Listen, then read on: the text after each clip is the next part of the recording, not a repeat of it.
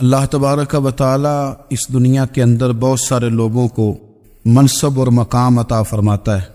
بہت سارے لوگ ایسے ہوتے ہیں جنہیں اللہ تبارک و تعالی زندگی میں بڑے بڑے مواقع عطا کرتا ہے۔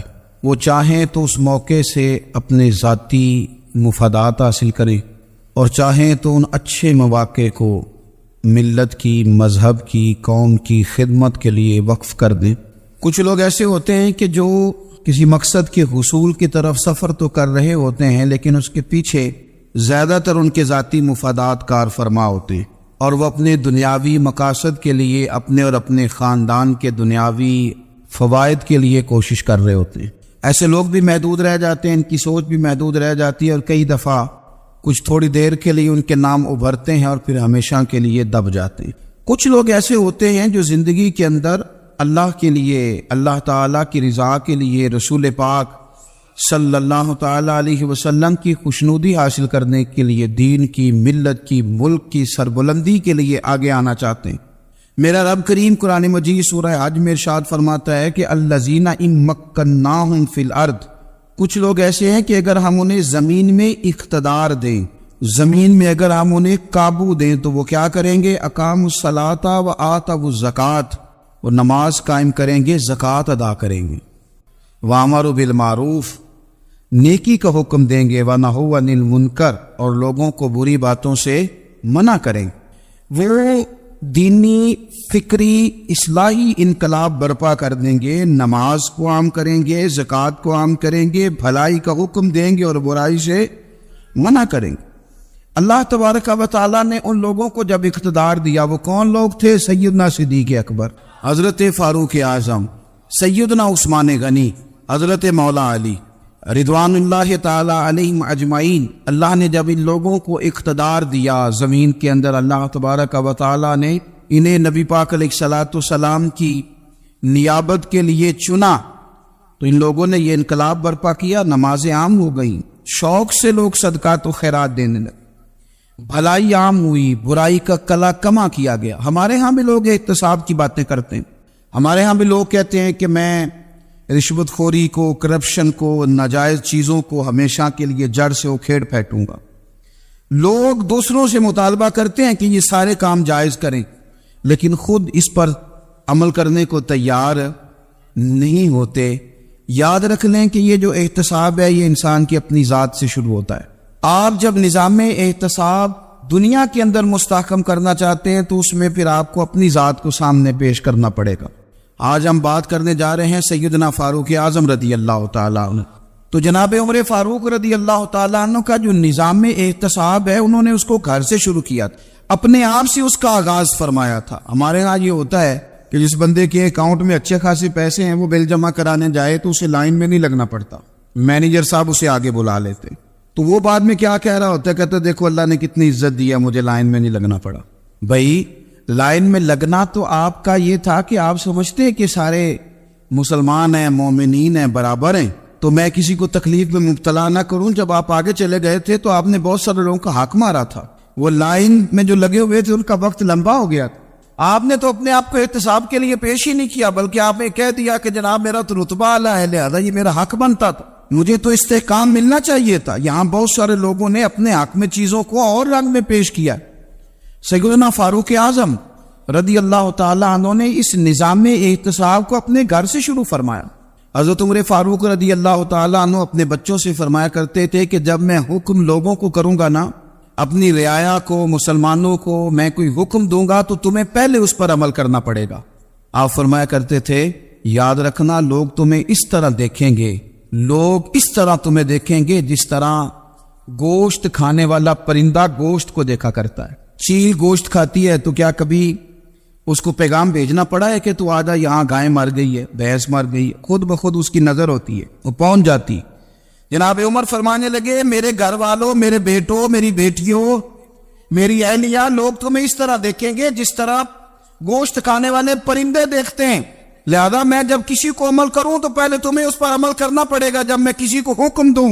آپ فرمانے لگے یاد رکھنا اگر تم نے میرا حکم نہ مانا تو غیروں نے حکم نہ مانا تو انہیں ایک سزا ملے گی، اور اگر میرے گھر والوں نے نہ مانا تو ڈبل سزا ملے گی، تم پر ڈبل سختی کی جائے گی کہ تم نے میری بات کیوں نہیں مانی۔ یہ نظام احتساب ہے. ہم نہ دوسروں کے بچوں کا گلا کاٹ کے اپنے بچوں کی خوشیاں لینا چاہتے ہیں. ہم چاہتے ہیں کہ دوسروں کے بچوں کے حصوں کا مال میرے گھر میں آ جاتا ہے.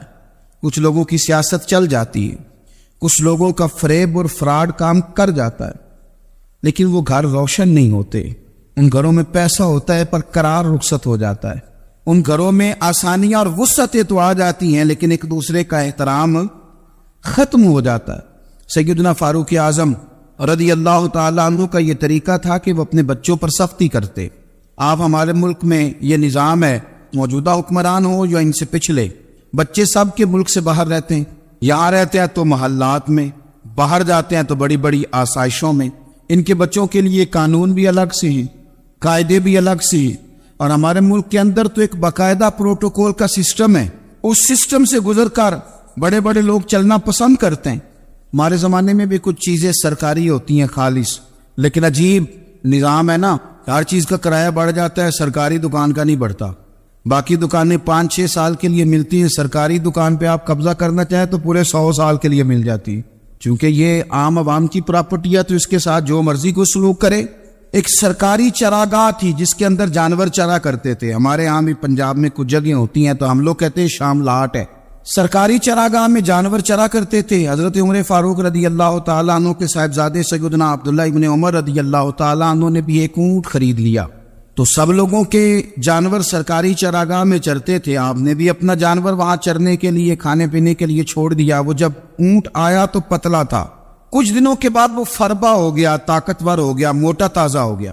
حضرت سیدنا عبداللہ ابن عمر رضی اللہ تعالیٰ عنہ نے بیچا تو وہ ڈبل قیمت سے بھی زیادہ کا بکا, کیونکہ پہلے دبلا پتلا تھا, اب موٹا تازہ فربا ہو گیا. حضرت سیدنا فاروق اعظم رضی اللہ تعالیٰ عنہ کو پتا چلا تو بلایا, فرمایا پتر اونٹ بیچ دیا ہے؟ ابا جی بیچ دیا ہے. فرمایا کتنے کا خریدا تھا؟ اتنے کا. بیچا کتنے کا؟ ڈبل قیمت بتائی. فرمایا اس طرح کر کے اصل رکھ لے اور جو اوپر ملی آپ مجھے دے دے. حضور آپ نے کیا کرنی ہے؟ فرمایا میں سرکاری خزانے میں جمع کروں گا. حضور کیوں؟ فرمایا اس لیے کہ تیرا اونٹ سرکاری جگہ پہ چرا کرتا تھا, وہ گھاس سرکاری جگہ سے کھاتا تھا. حضور سب کے کھاتے.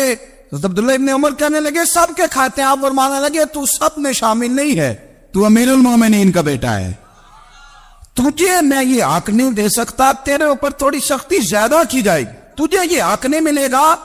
تو اپنے اونٹ کو چونکہ سرکاری چراگاہ میں چرایا کرتا تھا, لہذا تجھے وہ جو اصل رقم یاد جمع کرانی پڑے گی. ہمارے تو بچے پہلی بات تو یہ ہے کہ بات ہی نہیں سنتے. یہ سب کے بچوں کی بات کر رہا ہوں, ٹیچر کے بچے ہوں, سیٹھ کے بچے ہوں, پیر کے بچے ہوں, امام صاحب کے بچے ہوں, کسی کے بچے ہوں, پہلے تو سنتے نہیں. اور اللہ خیر کرے اگر آپ کوئی سنانا چاہیں تو فوری طور پر وہ ہوم منسٹری کے پاس پہنچ جاتے, ان کی اماں ان کی وکیل بن جاتی, آپ کیا ہی کچھ نہیں سکتے. حالات رخ بدل جاتے. اس کا نقصان یہ ہوتا ہے کہ ان کو تراشا نہیں جا سکتا, ان کو ہیرے نہیں بنایا جا سکتا. ان کے اوپر کچھ ایسی میل کچیل چڑھ جاتی ہے جو بڑی عجیب و غریب ہوتی ہے. اور کچھ لوگ ایسے ہوتے ہیں جو خرابی کرنے میں بھی اپنا کردار ادا کرتے ہیں, خرابی کرنے میں. اور بڑے لوگوں سے منسلک ہونے کے لیے لوگ رستے تلاش کرتے ہیں, رستے. میں چونکہ چیزوں کا مطالعہ کرنے کا بڑا شوقین ہوں, تو میری والدہ داخل تھی کئی سال پہلے ہسپتال میں, تو مجھے اس ہسپتال میں کچھ دن رہنا پڑا. ایک پرائیویٹ ہاسپٹل تھا, تو اس میں انہوں نے جگہ جگہ لکھ کے لگایا تھا ملازمین کو بخشیش نہ دیں, ہم ان کو بڑی اچھی معقول تنخواہ دیتے ہیں, سیلری بڑی عمدہ ہے, تو لوگ بخشیش نہ دیں. میں نے جو مینجمنٹ کے لوگ تھے ہاسپٹل کی, ان میں سے ایک سے میں نے کہا کہ اگر کوئی بندہ اپنی خوشی سے دینا چاہے تو آپ نے بڑا موٹا لکھ کے لگایا برائے مہربانی ان کو بخشیش نہ دیں. اس نے بڑی قیمت, سادہ آدمی تھا پر میری بڑی اس نے مجھے بات بتائی, مجھے نفع ہوا. کہنے لگے مولوی صاحب جب کچھ امیر لوگ اسپتال میں مریض لے کے آتے ہیں تو وہ صفائی والے کو پہلے ہی 500 روپیہ دکھا لیتے ہیں آتے ہی, پھر وہ جیسی آواز دیتے ہیں صفائی والے فٹافٹ اندر آتے ہیں, ان کا کمرہ صاف کرتے ہیں. تو سارے تو بیچارے اتنے مالدار نہیں ہوتے کہ آتے ہی پہلے کام والے کو 500 دیں. پھر نقصان کیا ہوتا ہے کہ یہ جن کی ذمہ داری ہے بہت ساری ڈیوٹیاں کرنے کی, یہ ڈیوٹی نہیں کرتے. یہ پلٹ کے ان کے طرف دیکھتے ہیں جن کے گھر سے سالن صحیح آتا ہے, ادھر ان کی توجہ زیادہ ہو جاتی ہے, جو نوٹ ان کو زیادہ دکھاتے ہیں, جو پھل لے کے آتے ہیں تو آدھا ان کو دیتے ہیں. تو ہم یہ کہتے ہیں یہ کام ہی نہ کرو, یہ اپنی تنخواہ پہ کام کریں تاکہ ہر آنے والے کا درد سمجھیں, ہر ایک کو یکساں یہ سروسز فراہم کریں. تو ہم یہ کام کرتے ہیں. ہم ایم پی اے کے اور کسی سے ہمارا تعلق نہ بنے تو ہم جناب اس کے ڈرائیور سے ہی تعلق بنا لیتے ہیں. ہم وہ جو آپریٹ کرنے والا ہوتا ہے ٹیلی فون اسی سے بڑا تعلق بناتے ہیں, اس کو مٹھائی کا ڈبہ جلدی پہنچا دیتے. تو اسی طرح سے بڑے لوگوں کی اولادوں کو بگاڑا جاتا ہے. حضرت عاصم بن عمر رضی اللہ تعالیٰ عنہ, یہ سیدنا فاروق اعظم کے بیٹے تھے, مصر گئے تو لوگوں کو پتا چلا حضرت عمر کے بیٹے آئے. لوگوں نے تحفے دیے, بڑی بڑی چیزیں آپ کو دی. حضرت عمر کا بیٹا آیا, بڑے گفٹ دیے. تو صاحبزادے واپس آئے تو ان کے پاس بڑے تحائف تھے. سیدنا عمر فاروق رضی اللہ تعالیٰ عنہ نے دیکھا تو فرمایا ادھر لانا تحفے. کہا بھائی لوگوں نے مجھے دیے ہیں. فرمایا تو نے کیوں بتایا تھا کہ میں امیر المومنین کا بیٹا ہوں؟ کہا حضور ان کو ویسے ہی پتا چل گیا. فرمانے لگے پتر یہ تحفے تمہیں اس لیے ملے ہیں کہ تم امیر کے بیٹے ہو, یہ تحفے تمہارا حق نہیں, چونکہ تمہیں اس کرسی کی وجہ سے ملے ہیں اور یہ کرسی مسلمانوں کی ہے, لہذا یہ حق بھی مسلمانوں کا ہی ہے. یہ لا سارے مال غنیمت میں جمع کیے جائیں.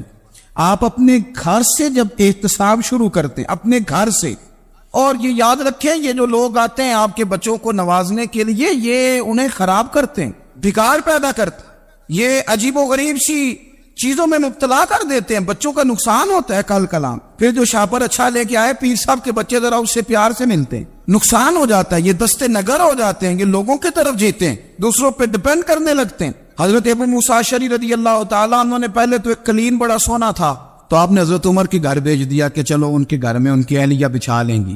کہیں سے تحفہ آیا. پھر وہ جس کمرے میں مال غنیمت اور خزانہ رکھا جاتا تھا اس کی صفائی کر رہے تھے تو ایک دینار مل گیا. تو وہ دینار بچے سارے جا رہے تھے, تو ان میں سے حضرت عمر کے ایک بیٹے کو چھوٹے کو بلایا اور بلا کے کہا پتر یہ دینار لے لو.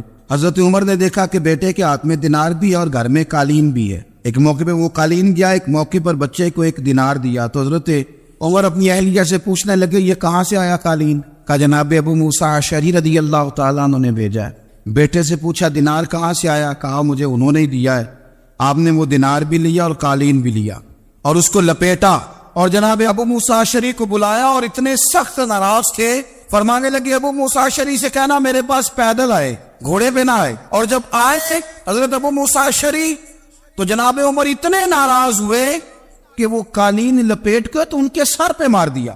فرمانے لگے پکڑو اپنا دینار, تمہیں پورے مدینے میں میرے بیٹے کے علاوہ کوئی اور نہیں ملے تھا جسے تم خراب کر سکو, میرا پتر ہی ملا تھا بگاڑنے کی, کس نے اجازت دی تم میرے بیٹے کو دینار دو, کیوں لائے تم میرے گھر میں قالین؟ حضرت عمر فاروق رضی اللہ تعالیٰ عنہ فرمانے لگے میں زمین پہ سونے کا عادی ہوں, زمین چٹیل بھی ہو تو رب کا بندہ بن کے سوتا ہوں تو اللہ مجھے آرام اور سکون کی نیند عطا فرما دیتا ہے, مجھے تمہارے مخملوں کی اور قالینوں کی ضرورت نہیں ہے. احتساب یہاں سے شروع ہوتا ہے بھائی. یا ہم نہ اپنے گھر میں بیٹھ کے مایوس باتیں کرتے ہیں, اور فلانے کے بچے کہاں پہنچ گئے, فلانے کے بعد بڑا پیسہ آ گیا, میں کچے مکان میں رہوں, میں یہ کروں, دیکھو مجھے نہیں سہولی. یہ تو آپ مایوسی والی باتیں کر رہے ہیں, یہ تو آپ کمزور باتیں کر رہے ہیں. یہ تو اس طرح کی باتیں تو ہارے ہوئے لوگ کرتے ہیں. اس طرح کا لب و لہجہ تو ان لوگوں کا ہوتا ہے جو احساس کمتری کا شکار ہوتے ہیں. یہ آپ نے کس طرح کا لب و لہجہ, اور اپنے بچوں کو آپ بھکاری بنا رہے ہیں تاکہ دوسروں کو دیکھ کے تو مایوس ہو جائے. اٹھ باندھ کمر کیوں ڈرتا ہے, پھر دیکھو خدا کیا کرتا ہے. آپ کا جو احساس ہے وہ اتنا خوبصورت ہو, آپ کے لہجے کے اندر اس قدر ٹھہراؤ ہو, آپ کو اطمینان آ چکا ہو, اور آپ کے بچے کبھی بھی کمپیریزن نہ کریں اپنا کسی کے ساتھ, کبھی بھی انہیں کرنے نہ دیں. آپ کبھی وہ کبھی یہ بات نہ کریں کہ فلانے زیادہ اچھا کھاتے پیتے ہیں تو ہم کدھر ہے, کرنے نہ دیں. انہیں بتائیں کہ بیٹا اپنی مٹی پہ چلنے کا سلیقہ سیکھو, سنگ مرمر پہ چلو گے تو پھسل جاؤ گے. ان کو بتائیں کہ جو تمہارے پاس ہے یہ خدا کا عطیہ ہے, اسی پر تم نے قناعت کرنی کبھی بھی. حضرت زید بن حارثہ سے نبی پاک صلی اللہ علیہ وسلم کو بڑا پیار تھا. پھر ان کے بیٹے حضور کے غلام زادے حضرت اسامہ بن زید کے ساتھ بھی حضور بڑا پیار کرتے. لیکن یہ تو مسلمہ حقیقت ہے نا کہ عظمت اور شان تو سیدنا فاروق اعظم کی زیادہ ہے.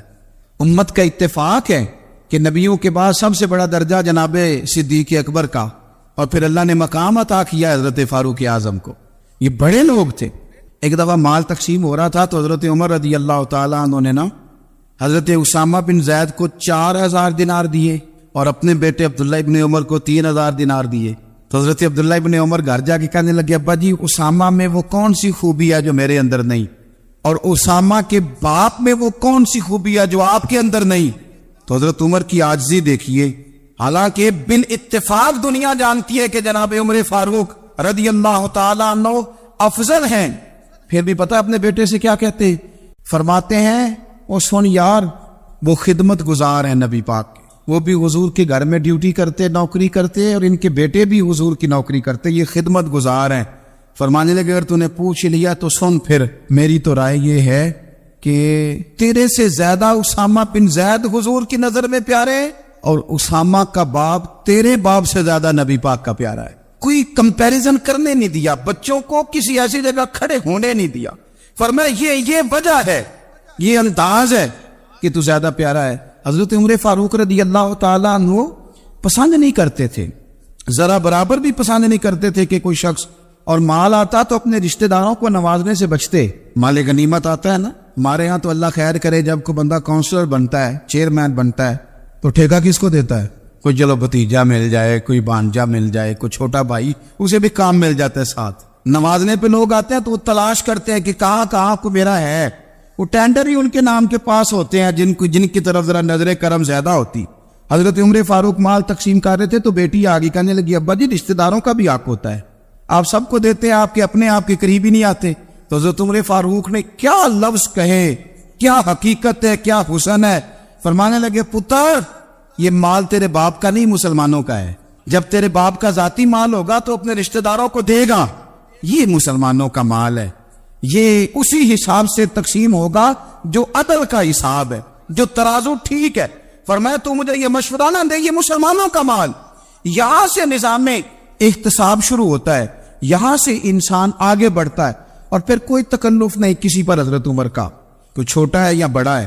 حضرت ابو سفیان رضی اللہ تعالیٰ عنہ سردار رہ چکے ہیں مکے کے، بڑے آدمی، لیکن نظام احتساب میں کوئی چھوٹا بڑا نہیں ہوتا۔ حضرت عمر فاروق مکہ مکرمہ گئے تو لوگوں نے کہا حضور جناب ابو سفیان نے نا گلی میں پتھر رکھے اور بہت سارے لوگوں کو رستوں میں تکلیف ہو رہی ہے، تو حضرت ابو سفیان رضی اللہ تعالیٰ عنہ سے بھی لوگ کہہ دیتے تو وہ بھی اٹھا دیتے، لیکن لوگوں نے چونکہ وہ سردار تھے، بڑے تھے، تو لوگوں نے ان سے کہا نہیں۔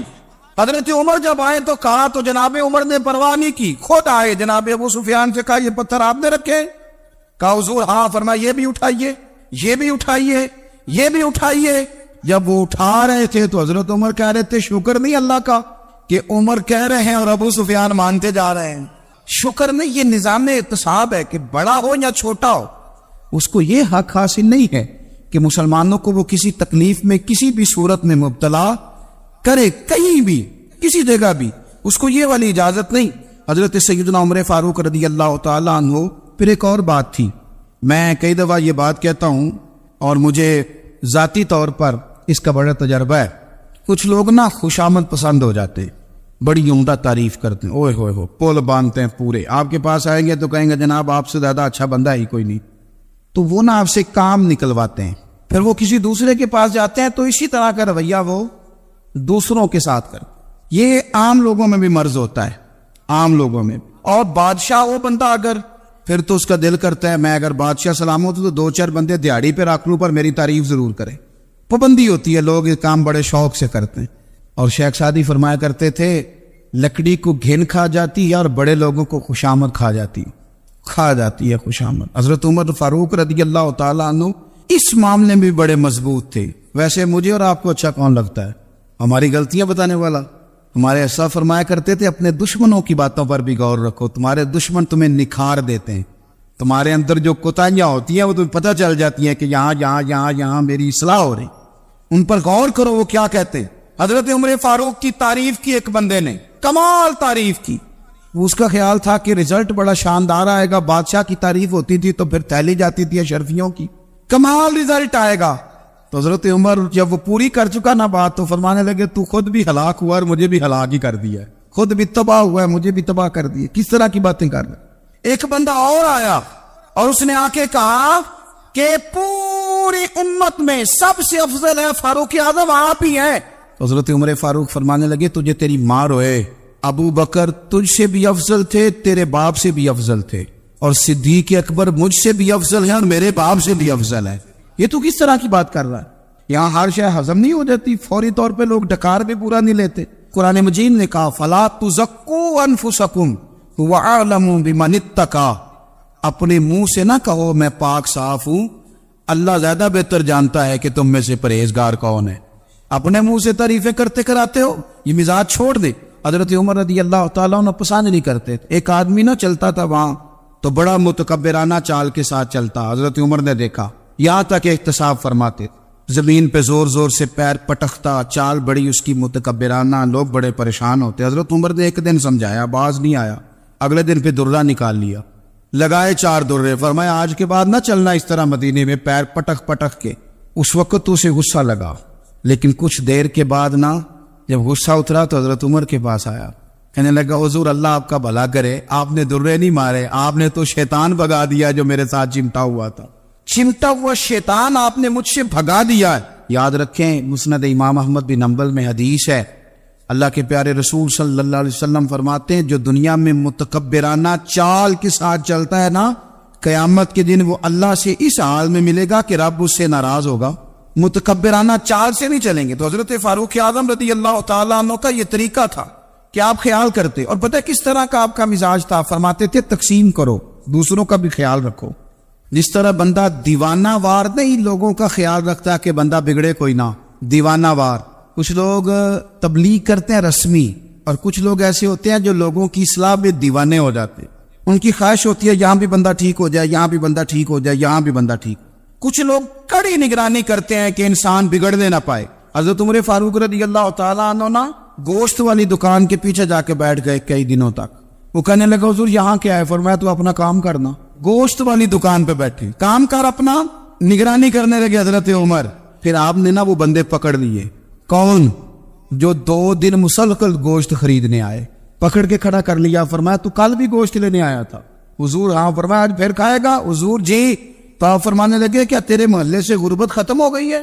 تیرے رشتہ دار سارے پیٹ بھر کے کھاتے ہیں، تو 2 دن گوشت لینے آتا ہے؟ فرمایا آج کے بعد مسلسل گوشت لینے آیا تو درے سے ماروں گا، خبردار یہ کام نہ کرنا۔ یہاں تک نظام احتساب کا جب خیال رکھا جائے پھر حالات بگڑا نہیں کرتے، پھر وہ قابو میں رہا کرتے۔ حضرت عمر فاروق رضی اللہ تعالیٰ عنہ اس ترتیب کے ساتھ اصلاح کرتے، اس ترتیب کے ساتھ۔ سیدنا فاروق اعظم رضی اللہ تعالیٰ عنہ کی ایک بات آخر میں عرض کرنی ہے، وہ میں بھی اپنے اوپر لاگو کروں، آپ بھی غور کریں۔ حضرت عمر فاروق رضی اللہ تعالیٰ عنہ نے نا خط لکھا حضرت ابو موسیٰ اشعری کو۔ آپ فرمانے لگے یاد رکھنا جو گورنر، جو امیر اپنے رب کریم کی فرما برداری کرتا رہتا ہے نا، اس کی رعایا بھی اس کی فرما برداری کرتی، اور جو لوگ اپنے رب کریم کی فرما برداری چھوڑ دیتے ہیں پھر جنہوں نے ان کی فرما برداری کرنی ہوتی ہے وہ ان کی فرما برداری چھوڑ دیتے۔ آپ نے سپہ سالاروں کو خط لکھے تھے، فوج کے جو جرنیل تھے، کمانڈو تھے، ان کو خط لکھے تھے، فرمایا جو سپاہی نماز نہیں پڑھتا اسے فوج سے نکال دو، اور ساتھ لکھا تھا یاد رکھو جو رب کا وفادار نہیں وہ ہمارا کیسے ہو سکتا ہے، نکال دو ان لوگوں کو، فوج سے الگ کر دو۔ ہم آج جو بے پناہ پریشان ہیں، ہمارے بچے بات نہیں مانتے، شاگرد بات نہیں مانتے، ہم شکوے کرتے ہیں، بے ادبی بڑھ گئی۔ ادب کے ساتھ میں گزارش کروں گا بڑوں کی بارگاہوں میں، جو میری طرح کے بڑے بنے ہوئے ہیں، بزرگوں سے نہیں بات کرتا، ان سے میں کہوں گا کہ ہمیں ایک دفعہ اپنے اوپر بھی تو غور کر لینا چاہیے، کہیں ایسا تو نہیں ہے کہ ہم جب تک اللہ تعالیٰ کے فرما بردار تھے، جب تک ہم تقوی کے معیار پر تھے، ہماری بات ماننے والے ہماری بات مان رہے تھے، کہیں ایسا تو نہیں کہ ہم اس معیار سے ہل گئے ہیں تو اب جو ہمارے فرما بردار تھے وہاں سے ہل گئے۔ حضرت عمر رضی اللہ تعالیٰ عنہ فرمایا کرتے تھے کہ لوگوں کو عجب میں مبتلا نہیں ہونا چاہیے، خود پسندی کا جو ماحول ہوتا ہے اس سے لوگوں کو ہمیشہ نکلنا چاہیے۔ حضرت عمر کے ایک صاحبزادے نے کنگھی کر لی، اچھا لباس پہن لیا تو درہ مارا جناب عمر نے، تو آپ کی بیٹی کہنے لگی ابا یہ تو بالکل جائز ہے، اچھے کپڑے پہننا، اچھا لباس پہننا اور سر میں کنگھی کر لینا، اس پر درہ کیوں مار دیا؟ تو آپ فرمانے لگے بیٹا یہ خود پسندی میں مبتلا ہونے لگا تھا، یہ اپنے آپ کو بہت بھلا سمجھنے لگا تھا، اس کا خیال تھا کہ میں ہی ہوں، میرے علاوہ کوئی نہیں، یہ اس مقام پہ جا رہا تھا جہاں اس کی تربیت رک جاتی، اس لیے درہ مارا ہے۔ ایک دفعہ حکومتی معاملات کے اندر آپ کی اہلیہ نے مشورہ دینا چاہا، بڑے کام بیویاں نہیں کرتی، بڑے بڑے معاملات میں مداخلت نہیں کرتی۔ ہمارے بر صغیر میں وہ بادشاہ نہیں گزرا کہ جو فیصلہ کرتا تھا تو کرسی پہ بیٹھ جاتا تھا اور پردے کے پیچھے اس کی بیوی بیٹھ جاتی تھی، اور جب وہ فیصلہ سنانے لگتا تو یوں گردن پیچھے کرتا اور اہلیہ جو کہتی وہ فیصلہ سنا دیتا۔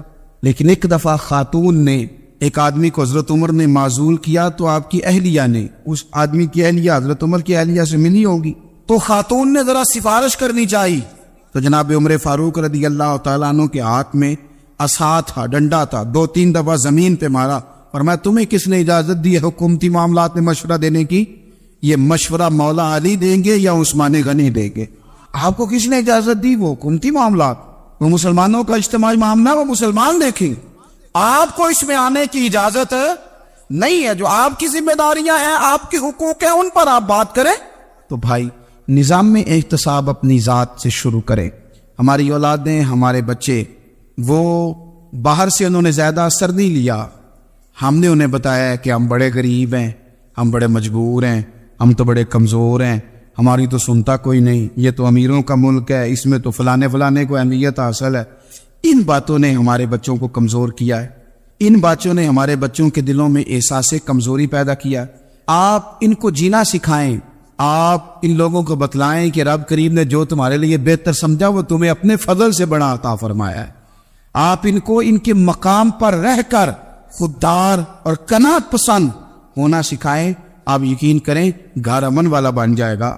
بچے اگر بھنا ہوا گوشت کھا رہے ہوں اور پھر بھی لاڑی رہے ہوں کہ مسالہ میری مرضی کا نہیں، سٹائل میری مرضی کا نہیں، ٹیسٹ میری مرضی کا نہیں، یہ والا گوشت میں نے نہیں کھانا، یہ اس طرح کر کے بھنا ہوتا تو پھر میں نے کھانا تھا، وہ زیادہ خوفناک صورتحال ہو جاتی ہے۔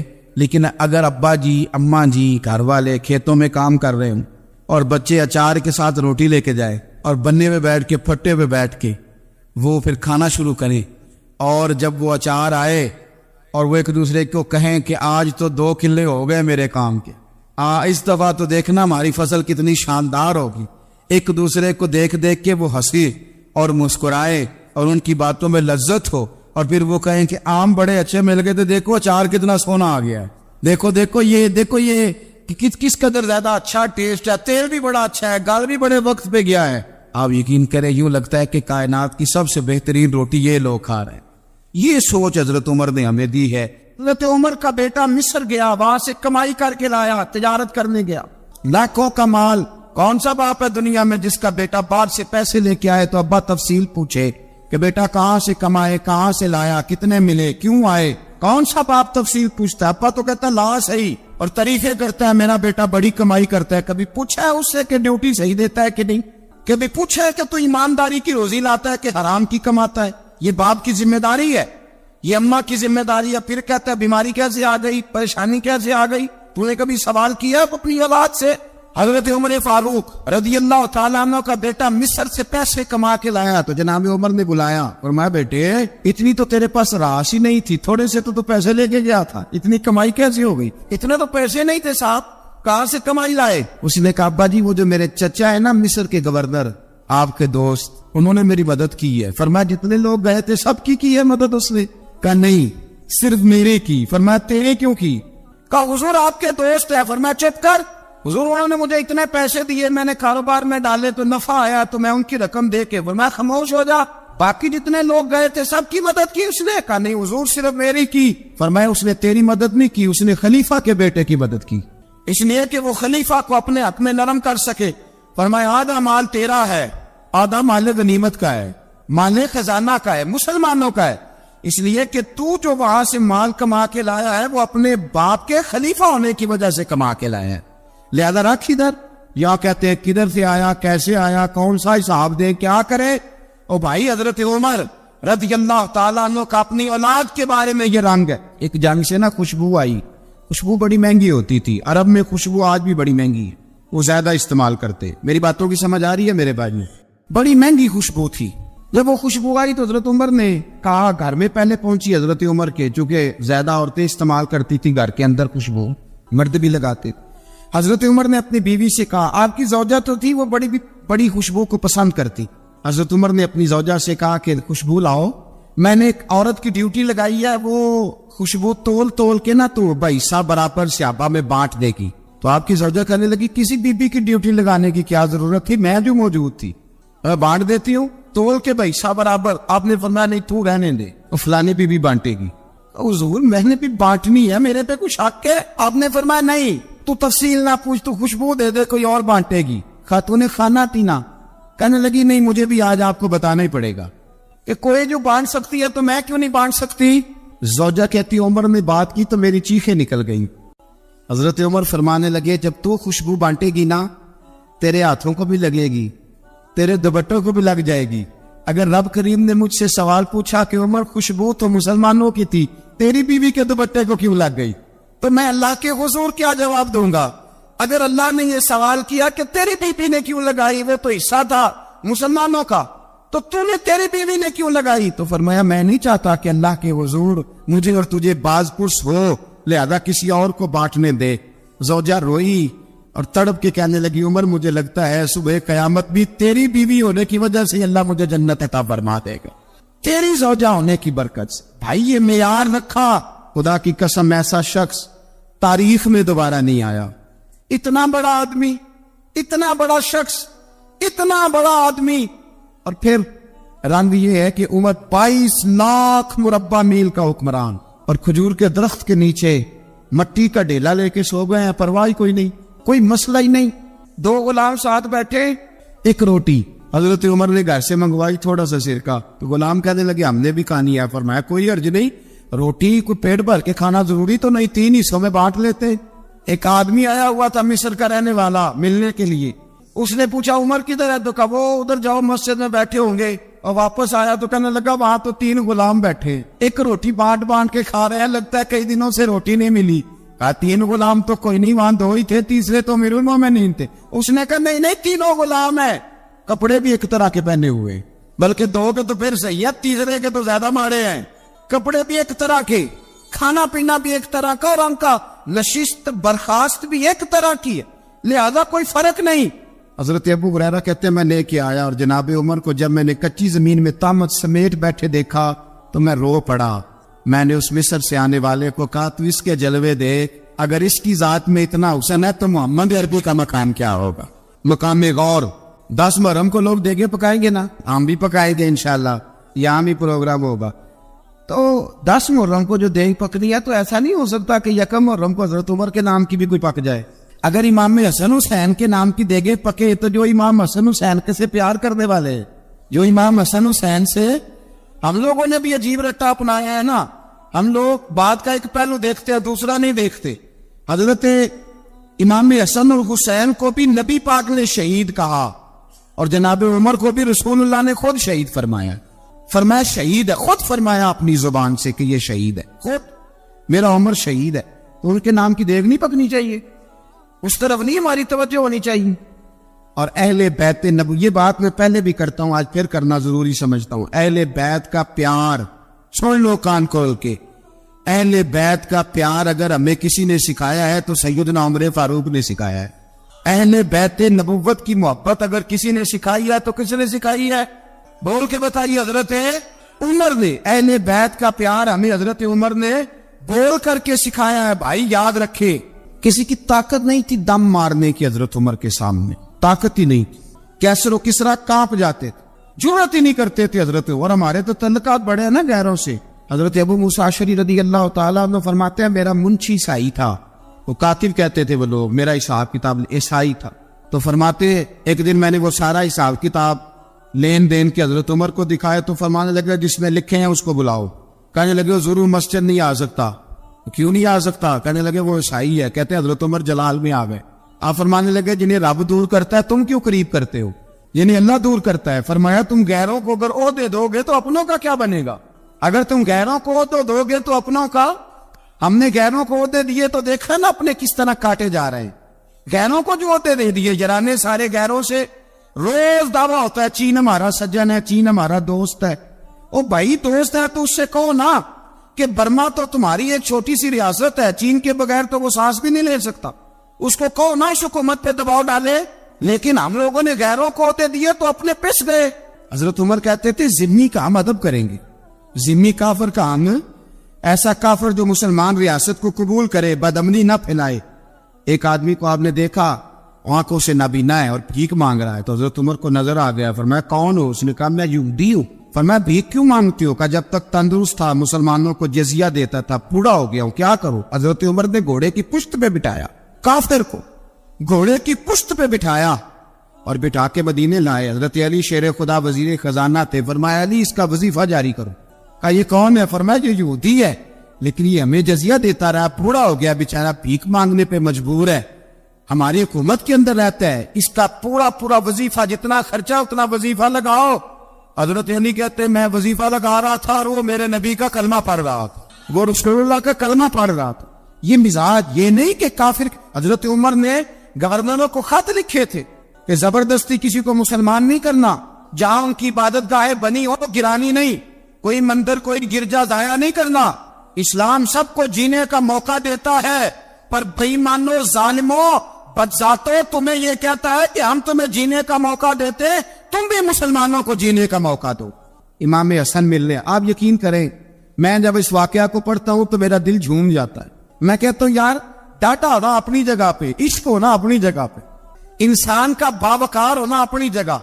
جہاں کھڑے ہونا تھا وہاں یہ کھڑے ہوتے تھے, اور جہاں جھکنا تھا وہاں یہ. ان لوگوں نے اقبال نے کہا تھا تیری نگاہ ناز سے دونوں مراد پا گئے, عقلے غیاب و جستجو عشق حضور و اس طرح. جہاں اگر آیا ہے سامنے کیسر و کسرا تو عمر جیسا دلیر کوئی نہیں, اگر سامنے آیا ایران کا بادشاہ تو عمر جیسا تگڑا کوئی نہیں, اگر آیا ہے سامنے غسان کا بادشاہ تو عمر جیسا عادل کوئی نہیں. لیکن اگر علی کا بیٹا آیا ہے, اگر فاطمہ کے لال پارے آئے ہیں, تو پھر فاروق اعظم سے جیسا محب کوئی نہیں, پھر ان سے جیسا پیار کرنے والا کوئی نہیں. اندر بیٹھے ہیں جناب عمر, اندر تنہائی میں کچھ وزیروں سے گفتگو ہو رہی ہے, میٹنگیں جاری ہے. آپ کے بیٹے ملنے آئے جناب عبداللہ ابن عمر, ابا جی ملنے آئے. بات ٹھہرو, بات کر رہا ہوں, کوئی نہ اندر آئے. صاحبزادہ باہر کھڑا ہے. تھوڑی دیر گزری تو امام حسن بھی آ گئے. کون آئے؟ آپ کو عجب ملے گا امام صاحب کا نام لینے سے, وہ سردار ہے جنتیوں. حسن تیری نسل پاک میں ہے بچہ بچہ نور کا, تو ہے نور تیرا سب کرانا. امام حسن آئے تو حضرت عبداللہ ابن عمر کو دروازے پہ کھڑے دیکھا. امیر المومنین کہاں ہیں؟ کہنے لگے حضرت عمر کے بیٹے. کہنے لگے وہ اندر بیٹھے, کچھ میٹنگ ہو رہی ہے, اور انہوں نے کہا کوئی اندر نہ آئے, لیکن آپ جانا چاہے تو چلے جائیں. انہوں نے کہا جب آپ باہر کھڑے ہیں تو مجھے کوئی اتنا ضروری کام نہیں, اور ابھی زور کی نماز تھوڑی دیر میں ہوگی, میں مسجد میں مل لوں گا امیر المومنین سے.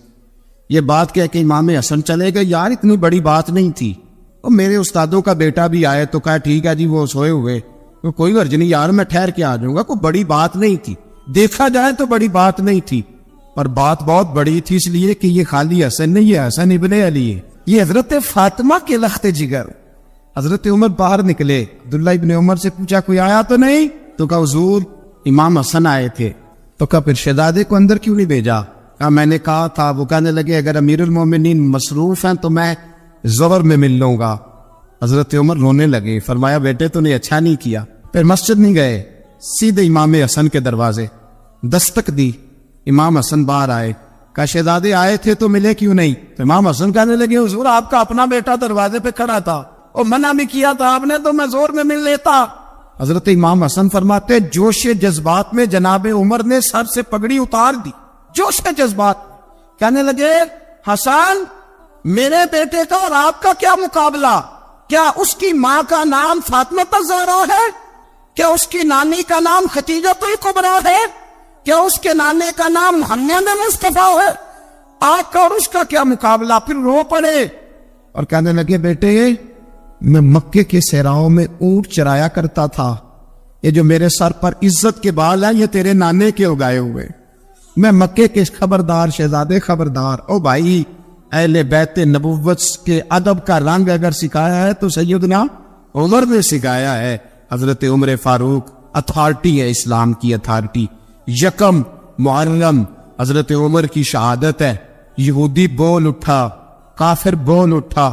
اگر 6 مہینے عمر دنیا میں اور رہتے تو دنیا میں کوئی کافر موجود نہ ہوتا. 6 مہینے.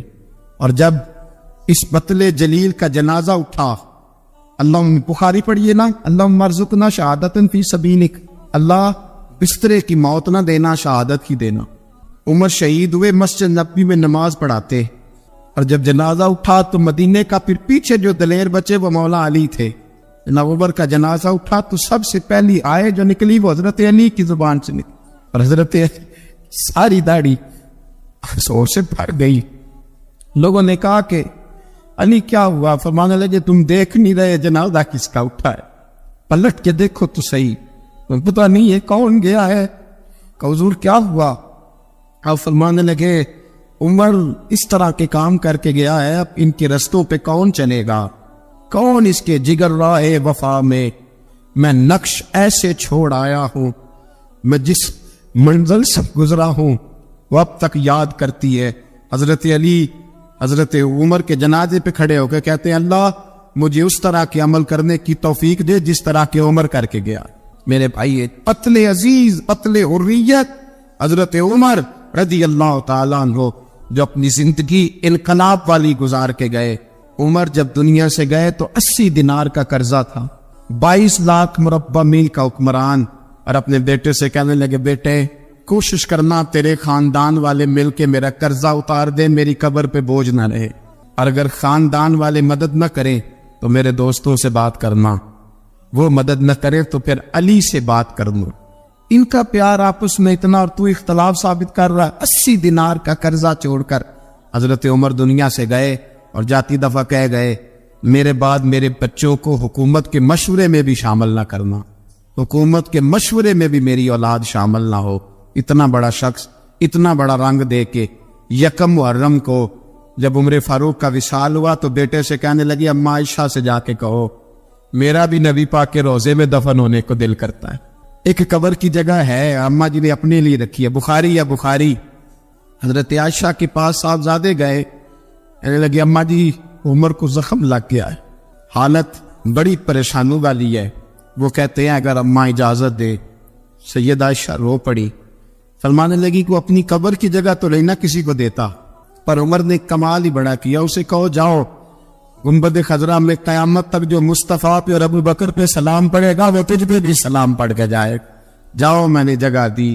حضرت عمر فاروق رضی اللہ تعالیٰ عنہ مدینے کی گلی سے گزر رہے، امیر المومنین ہے، مدینے کی گلی سے گزر رہے ہیں، ایک گھر کے اندر سے بچیوں کے رونے کی آواز آئی، بچیاں رو رہی ہیں، اور بچی اپنی ماں سے کیا کہتی ہے؟ کہتی اماں ابو بکر تو اب انتقال کر گئے، حضرت عمر کا پہلے دن ہے خلافت کا، اب ہمارا کیا بنے گا؟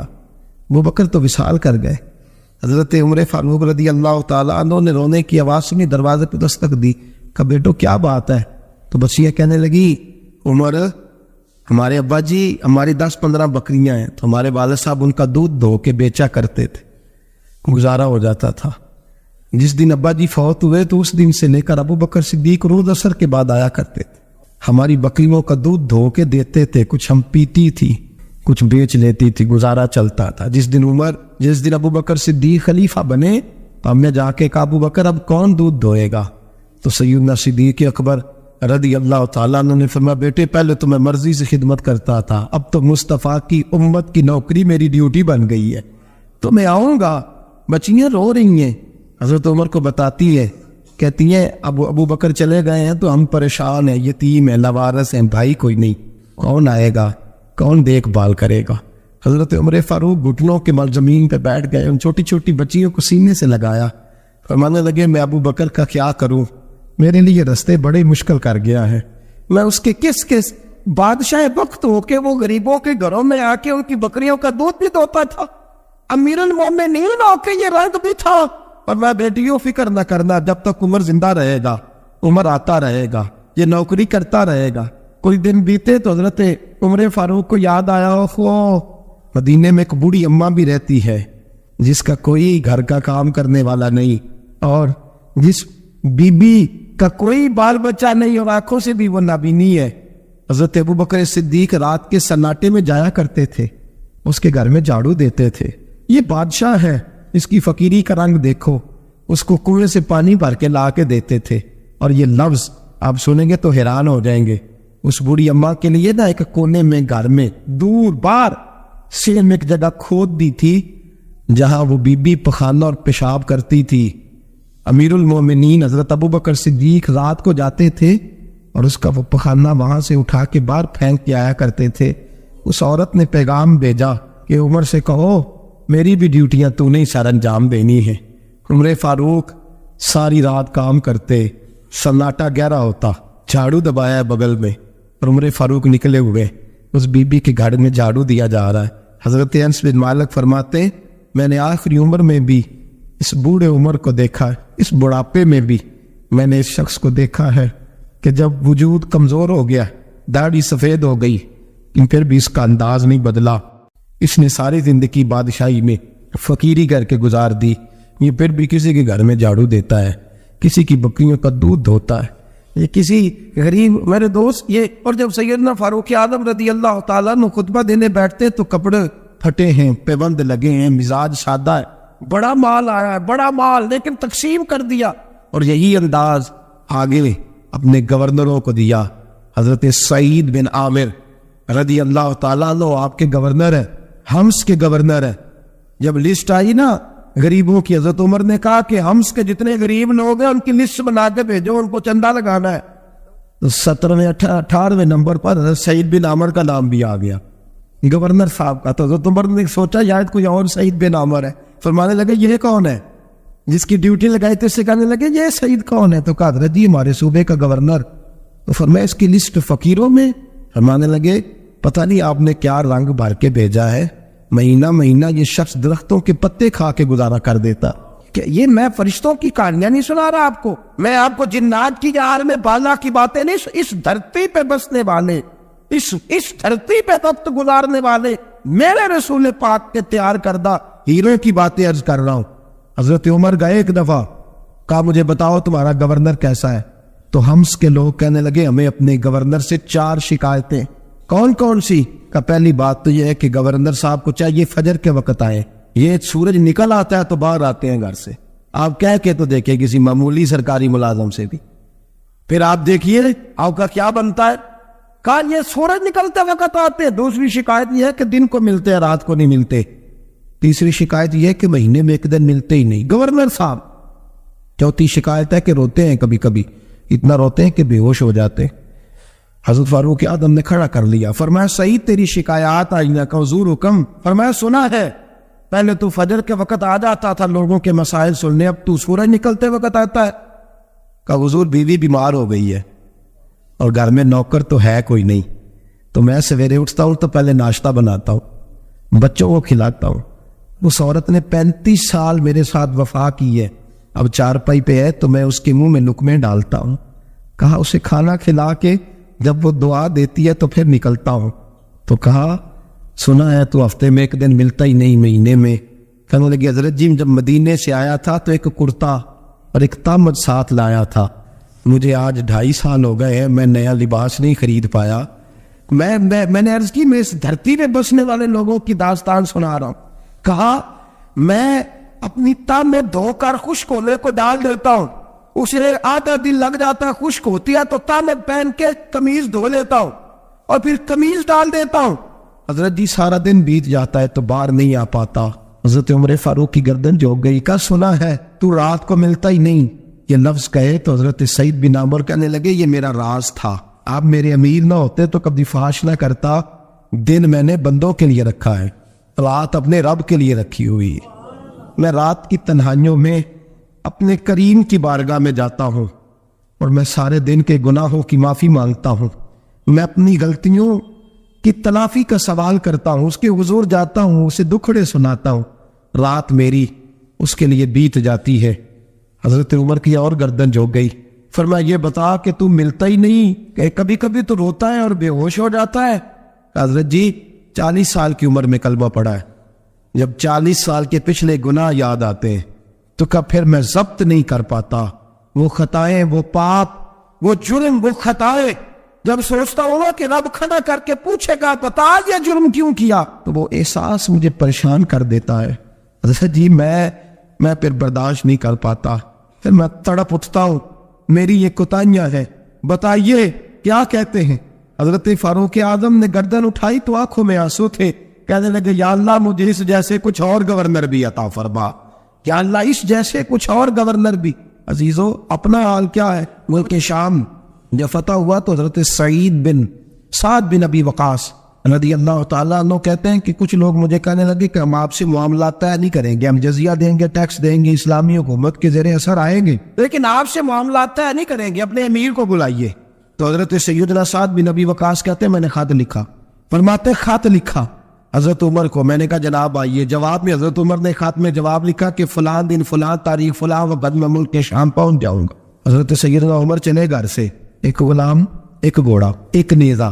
حضرت فاروق اعظم نے کچھ کھجوریں، خشک کھجوریں، کچھ سرکہ باندھ کے رکھ لیا رستے میں کھانے کو. یہ بادشاہی میں فقیری ہو رہی ہے. لاکھوں مربع میل کا حکمران ہے، کروڑوں لاکھوں روپے پاس پڑے ہوئے ہو. وہ ساری چیزیں رکھ لی اور سیدنا عمر فاروق رضی اللہ تعالیٰ عنہ چلنے لگے.